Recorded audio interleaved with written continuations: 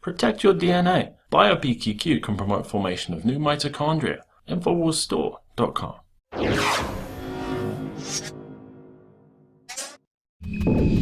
This weekend, Donald Trump put out a list of 28 things that he promises to do in his first 100 days. It's kind of like the contract with America that Newt Gingrich did. Newt Gingrich put out 10 specific items that he pledged to do if the Republicans got a majority in the House, and I pretty much made good on that. Now, of course, he's already disclosed what his Supreme Court picks would be, and what this shows is a kind of openness and transparency that we have not seen from the Obama administration and certainly not from Hillary Clinton. Let's take a look at some of these requirements. The first three or so I would call a calcified government reform. He's going to propose a constitutional amendment to push for term limits on members of Congress, also a hiring freeze on all federal employees, and a requirement to reduce the growth of regulations to say that for every new one, we've got to get rid of 2 old ones. But then let's take a look at the corrupt government. I think this is very important. He's got a 5-year ban on White House and congressional officials becoming lobbyists after they leave government service, but a lifetime ban on White House officials lobbying on behalf of a foreign government. Ooh, that's pretty amazing. That would be something that would be very difficult for Hillary Clinton and the White House to do, since there's been a revolving door between the Clinton Foundation and these foreign governments making contributions and a pay-for-play institution. So he understands the corruption. The next section, he addresses trade inequities, the things that are destroying the American economy. He's going to renegotiate NAFTA under Article 2205, withdraw from the Trans-Pacific Partnership, direct the Secretary of Treasury to label China a currency manipulator, direct the Secretary of Commerce, U.S. Trade Representative, to identify foreign trading abuses and use every tool to stop those. So that's the trade block. The next thing he looks at is energy. Folks, you need to understand that energy is a very important part of the globalist strategy. When Hillary Clinton said she wanted a hemispheric common market that had open borders and open trade, she really focused on sustainable energy.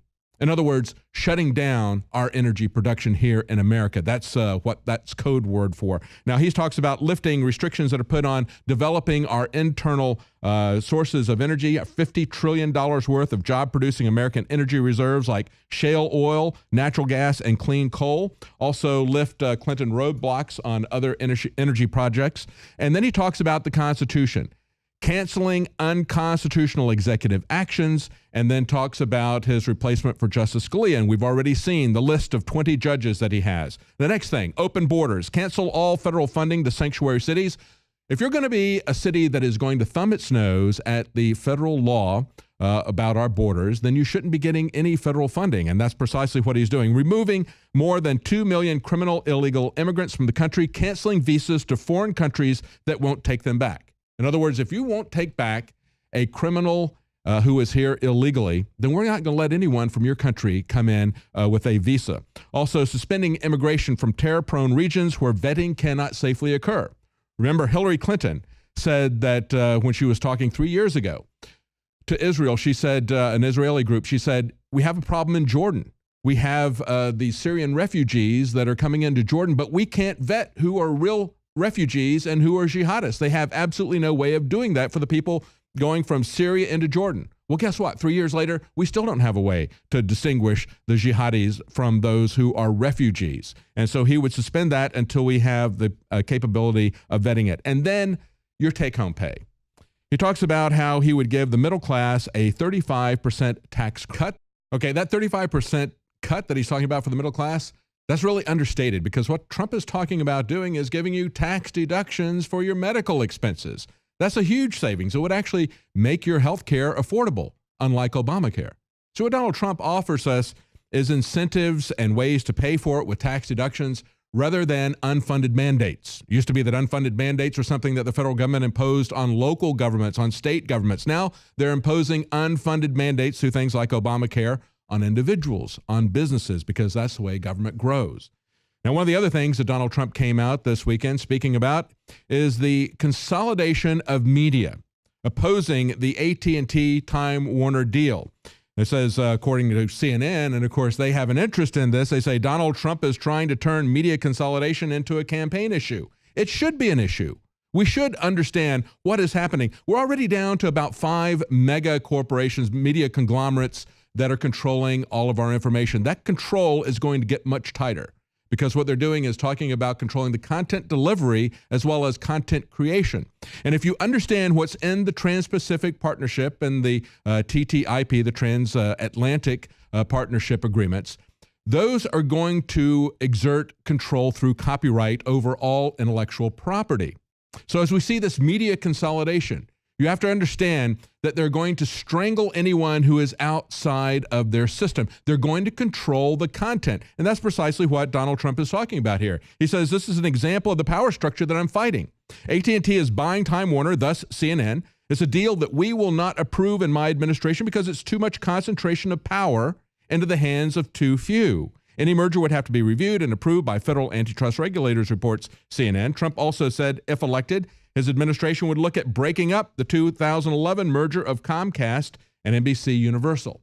Now, let me explain this, because we've got another article here that says that Hillary Clinton and Donald Trump are both skeptical of the AT&T-Time Warner merger. They say both major party presidential campaigns expressed concerns just hours after this was announced. Well, that's not true. Tim Kaine came out 24 hours after this was announced and said, well, we would have to take a look at that. But let me tell you, this is not something they're going to oppose. Remember that it was Bill Clinton who got behind the mergers that gave us a handful of banks that were too big to fail. Now, that was done before Glass-Steagall. Many people understand that Glass-Steagall allowed them to assume and to take part in risky business ventures that they had not been allowed to participate in before. But the real key issue was the consolidation. And that was driven from Bill Clinton, just as we see Hillary Clinton prostituting herself to Wall Street, to Goldman Sachs. The chief of staff of the White House for Bill Clinton was Erskine Bowles from North Carolina. And it was in Charlotte where the biggest merger approval began. And that was Nations Bank and Bank of America. When that was proposed, everybody said that's such a large merger, it will never be approved by the federal government. Yet Erskine Bowles from North Carolina made sure that that happened for his home state. Bill Clinton made sure that that happened. And they predicted at the time that was going to set off a wave of defensive mergers, that we would wind up with just a handful of big banks, which we did. Then those big banks, through regulatory capture, pushed through the repeal of Glass-Steagall. Then after everything blew up in 2008, we had another couple of Democrats, Dodd and Frank, gave us a Dodd-Frank bill. And what that did was put the final nail in the coffin for all small and medium-sized banks. You understand how this works. The same exact thing is going to be happening to communication, to information, to news if we allow this to happen. That happened to the big banks. That is precisely the problem with it. Now, in other news, we saw on Friday that Oprah Winfrey went on the T.D. Jakes show and told her audience, she's not coming over to your house. You don't have to like Hillary Clinton. Is that true? Is Hillary not going to come over to your house? Is the government going to leave you alone? No, the NSA has embedded itself in everything that you do in your house. They're going to be coming into your house in a much bigger way as the Internet of Things rolls out. They're going to be monitoring everything that everybody does in their house. And of course, the IRS comes to your house as well. The IRS is taking a look at your budget. They're making your family budget their budget. And as we pointed out, Hillary Clinton has token cuts on everybody. She says she's not raising taxes for those who are making less than $250,000, but she's not really giving anybody tax cuts. Donald Trump is giving huge tax cuts to people who are the working class, the working poor, and the middle class. But when she says they're not going to come over to your house, are you going to have a house? Are you going to be able to afford a house with Hillary Clinton's open borders? This report from the LA Times says that nearly 1 in 4 students at an LA high school have immigrated from Central and South America. Now, of course, the schools are paid for by your property taxes. And are you going to be able to afford to keep your house if you have to raise the property taxes to build new schools for the people who are immigrating uncontrollably at levels that we have absolutely no control over? If we're going to have open borders, it's not going to stop with Central and South America.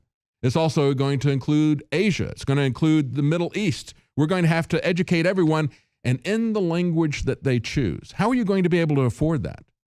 Hillary Clinton's not going to come to your house. You may not even have a house that you can afford with property taxes. In this article from the LA Times, they point out most of the immigrants in this school were from Central America, part of several waves of more than 100,000 who arrived as children in the U.S. in the past 5 years. That's understating that number significantly. They say in Los Angeles Belmont High, nearly a quarter of the school's estimated 1,000 students came from Central America. One of the teachers was talking about this, and she said, well, we first noticed a surge of students from Central America in the spring of 2013. That's Hillary and Obama's open borders. That's Hillary's dream, that she tells the bankers she has a dream of open borders. This is what it looks like. It has real practical consequences. These are people who come here and make themselves dependents of yours. You have to pay for their education.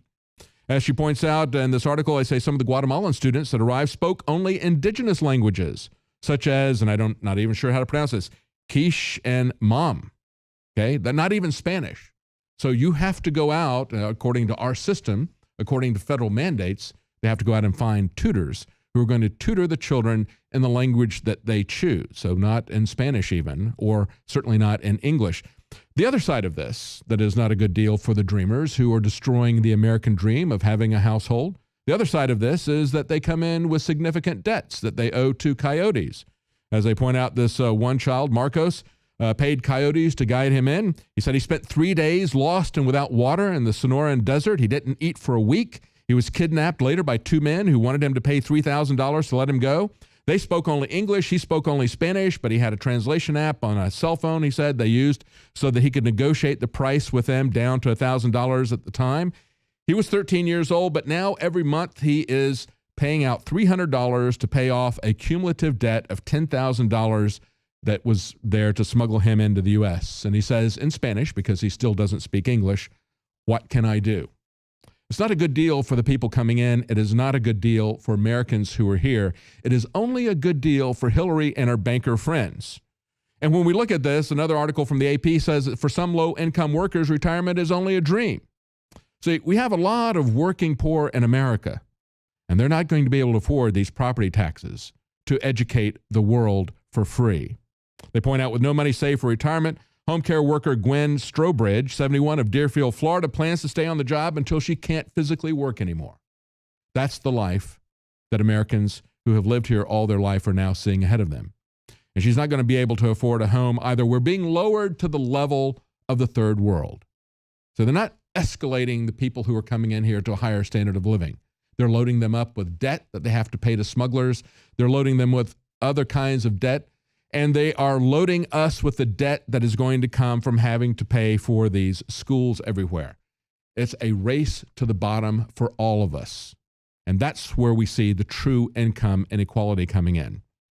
Now, on the gun front, we've seen reports that WikiLeaks has put out that Hillary Clinton had gun control supporters planted in a town hall audience. As they say to her, well, this town hall audience is not really about gun violence. It's just a regular town hall. But they say, we will have a person who will introduce Hillary Clinton and tell a story about gun violence in her life. And there will be people in the audience from gun violence organizations. So they're going to plant a narrative there. They're going to have people who are going to ask her questions. And then they have her come up with talking points so she can have a scripted response to all of this. And the text of her speech shows that she promises to make gun control a top priority. Of course, she's going to do this by executive order if the democratic process doesn't work out for her. If our elected representatives in the republic that we have here are not willing to overthrow our Bill of Rights and Constitution, then she'll just have to go around them and do it herself with an executive order. And of course, the things that she wants on this list are things like an assault weapons ban, more background checks and so forth. And she tied it in at the time to a shooting that had happened in an Oregon community college. And as I point out in this Breitbart article, she didn't mention the fact that the Oregon Community College campus was already a gun-free zone, which means that it was 100% gun control, and that the gunman there had gone through a background check. That is the technique that is being used for gun control, to create lists of gun owners. And now we see a Democrat Senate hopeful who has been trailing his Republican rival in Missouri for quite some time. They say now it looks like he's going to turn this around with a 30-second commercial. And what does he do in this 30-second commercial? He blindfolds himself and he assembles an AR-15. This is a guy who was in the military. And of course, many people in the military learn how to put their guns together blindfolded so they can do it in the dark. That doesn't mean that he knows anything about the Constitution or that he respects the Constitution. While this guy is assembling a gun blindfolded, he is trying to disassemble our Bill of Rights, disassemble the Constitution. Maybe he should take off the blindfold and read the Bill of Rights. Understand that the founders never wanted a permanent standing army, a mercenary force. No, what they wanted was a citizen militia. You should also go back and look at what happened at Concord and Lexington. They were coming for the state-of-the-art assault weapons in those days, including cannons. The same thing happened with the Texas Revolution as it kicked off. You had Santa Anna coming to take the cannons. That's why it's not even a picture of a gun on the come and take it flag. It's a cannon. The militia should have the tools to defend itself from invaders, foreign and domestic. And yet we've got this guy, because he was in the military, saying, I want to make sure that terrorists can't get their hands on one of these because I'm going to load them down with laws. And we all know that terrorists are frightened about laws more than anything else. They would never consider breaking the law so that they could attack us. That is what we see. At the same time, we see the state of California offering reenlistment to the soldiers there, now telling them decades later they got to pay back $40,000 or $50,000 as an enlistment bonus. That's the respect they give to the Army. At the same time, they're trying to disarm the citizens. Stay with us. We'll be right back.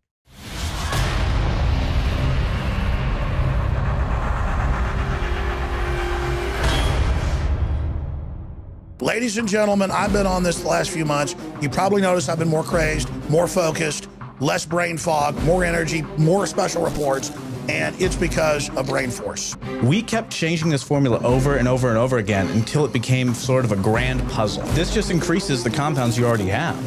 This is what you're actually designed to run on. You will find Brain Force, Survival Shield X2, and other game-changing products at InfoWarsLife.com or call 888-253-3139.